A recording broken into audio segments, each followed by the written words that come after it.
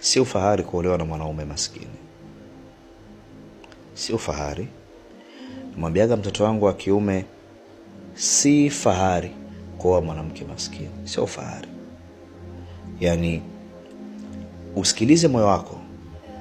Ila kama una nafasi ya kuolewa na mtu mwenye kipato ambacho anaweza kaendesha maisha yenu, ni bora zaidi.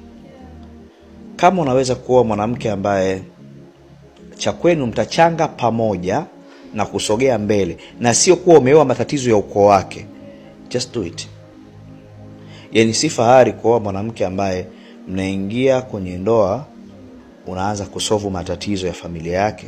Mimi okay, sijui watu watakavyoitafsiri, lakini mimi ukiniuliza kuhusu kushauri dada zangu wa kike, si ufahari kuolewa na maskini. Si ufahari kuoa mwanamke maskini. Kwa sababu hatukuja hapa kuteseka. Yaani duniani hatuko hapa kwa ajili ya kuteseka. Ndio maana nahusiaga sana vijana wenzangu, tutafute hela. Sizungumzii mwanaume tajiri, no.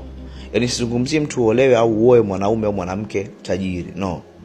Mwanaume au mwanamke anayeweza kuendesha maisha yenu. Unaweza ukaumwa malaria akakutumia hela uende hospitali.